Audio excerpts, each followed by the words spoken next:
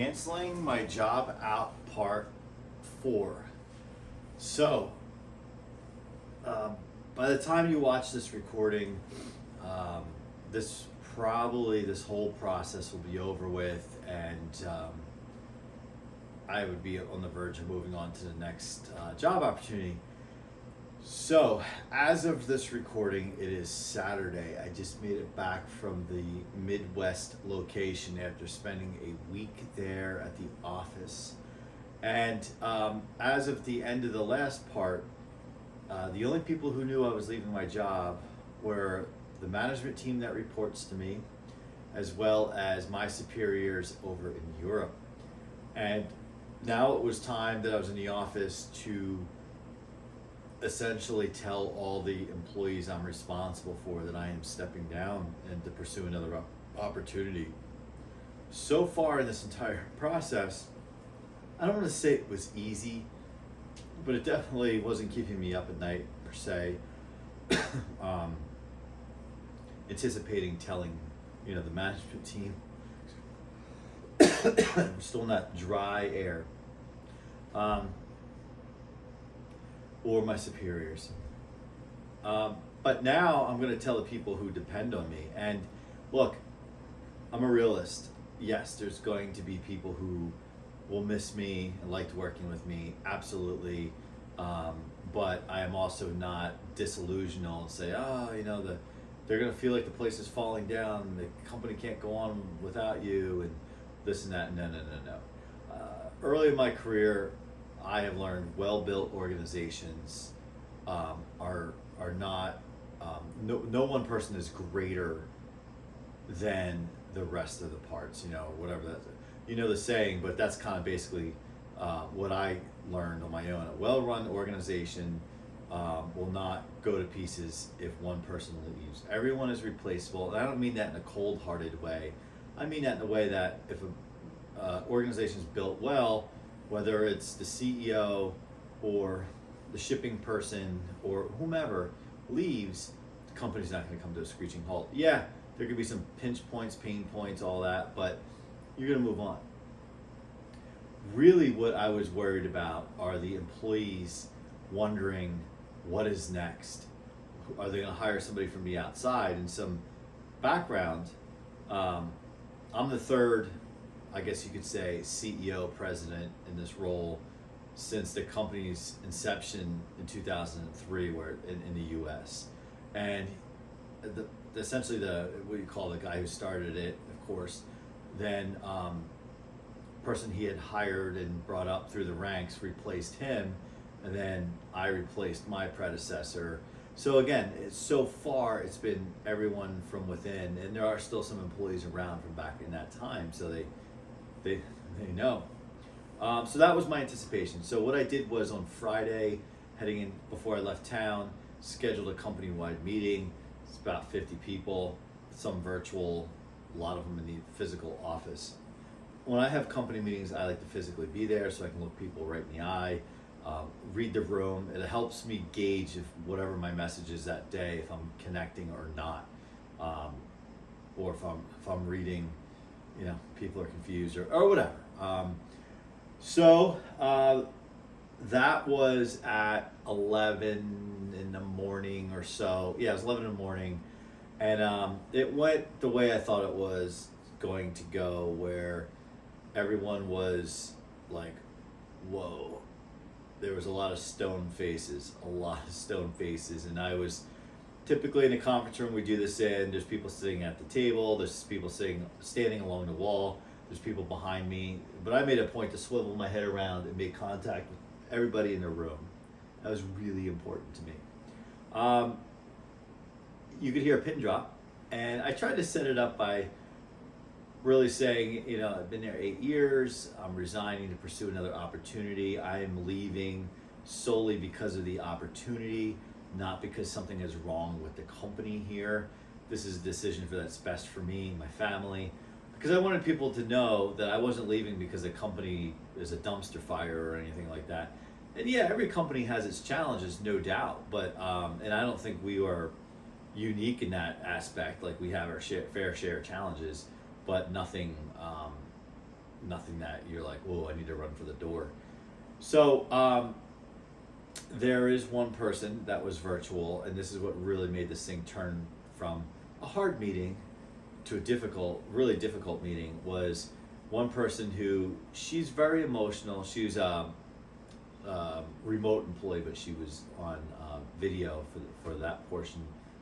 And at first she's like, oh, come on, come on, Ed, like, and it was, at first I thought it was a nice icebreaker. I'm like, oh, okay, people are like laughing, and I had invited my superior from Europe on there just in case people were really nervous about like what's next. He could assure them as well.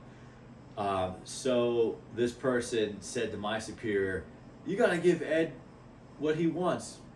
Pay him and pay him a ransom. Whatever, pay him all his money. And everybody was laughing. Because she tends to be the most enthusiastic and the person who lifts up the room, brings the party to the party. Great person. But then she goes, no. She goes, I stop laughing. This is not. I'm not laughing. This is not funny. I am serious. And she broke down crying. And then she said, I can't be on this call any longer. She hung up. So how do you follow that, right?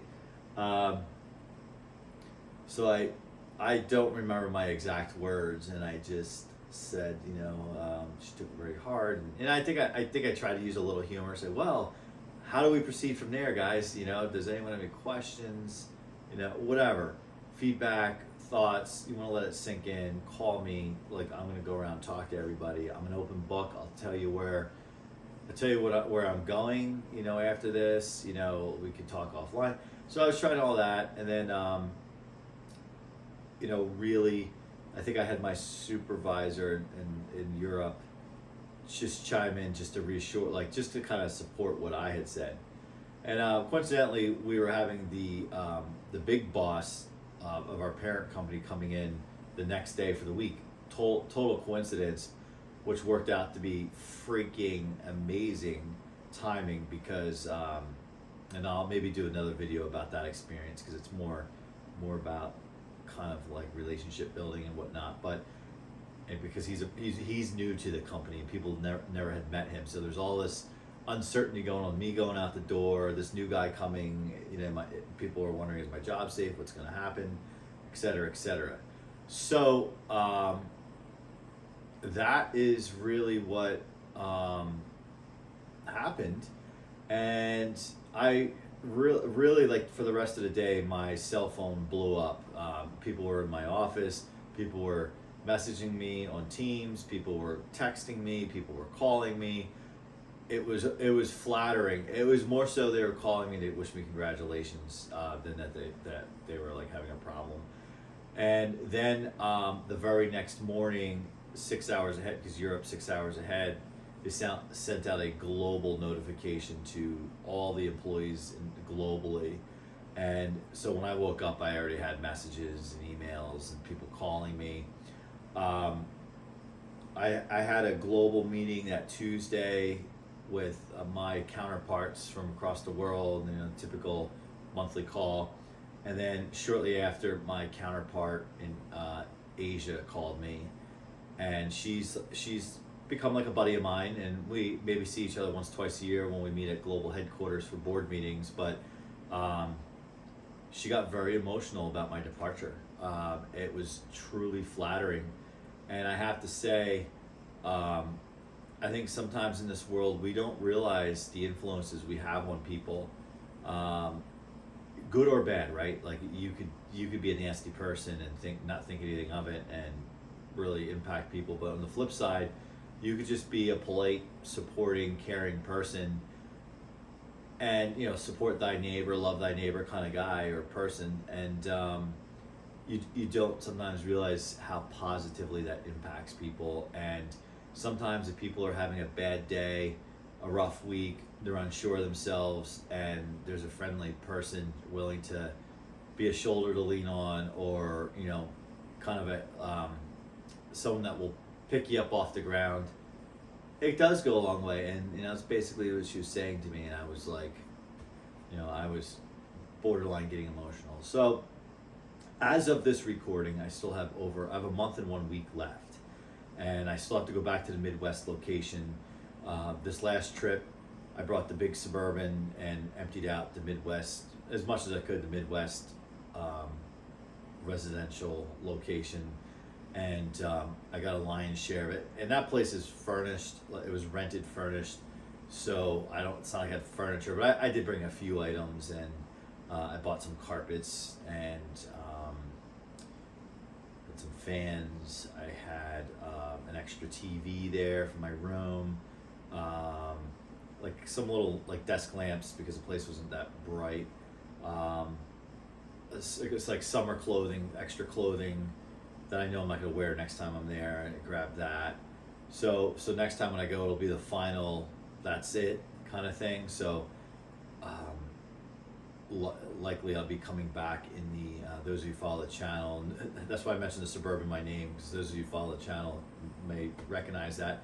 The white Jeep Grand Cherokee that I'll probably be coming home for the last time in, with the remaining items that I have there, which is now at this point it's clothes and it's like stuff in the kitchen. So that was that. It was a great week, and I want to talk about that week in another video because it might resonate with people who are dealing with change in their own organizations at the very top, and uncertainty around that, and kind of the message I have and the message I was giving to my team here in the US. And it's one of those things, when it works out, like, you look like a genius, right? But if it didn't go that way, it would be like, nice pep talk, Ed. That didn't go that way. So that's canceling my job, part 4. Probably won't be a part 5 until maybe it's all said and done, which won't be for another month and 1 week, because now it's just kind of handover. The cat's out of the bag organizationally. I'm starting to pull back on certain things, hand over others, and I'm really excited about my new gig. And usually once a week I talk to somebody at my new company. Yesterday I had 40 minutes talking to a new colleague, and we're talking about potential company we're looking at buying to add to our company. So I'm just really pumped up. And as much as I love my current role, my colleagues, sometimes you have to take a calculated risk to get ahead if you want to better yourself, and this is what I am doing for myself. Well, feel free to comment, like, subscribe if you haven't. If you like these types of conversations on here, check out the other parts to this, and check out some of the other things I talk about, office and career related, on the channel. I've been getting more and more questions about, like, what do you do for a living? When you talk in your other videos, which is totally different topics than this, you make reference to this or that and the other, and people want to know more. So I appreciate that. I appreciate people wanting to get to know me a little bit more than just the hobby of fixing vintage fans and working on lawnmowers and whatnot. So if you have any topics, whether they're, I also have people say, can you get back to working on the fans, please? Yes. Might have an unboxing coming pretty soon on just that, and have a couple repairs lined up that I need to get done. For those of you who know my other on-screen occasional partner, contributor, my son Eddie, holding those for him because we like to do those together. So again, thanks for watching. Like, subscribe, comment, and I will see you for part 5.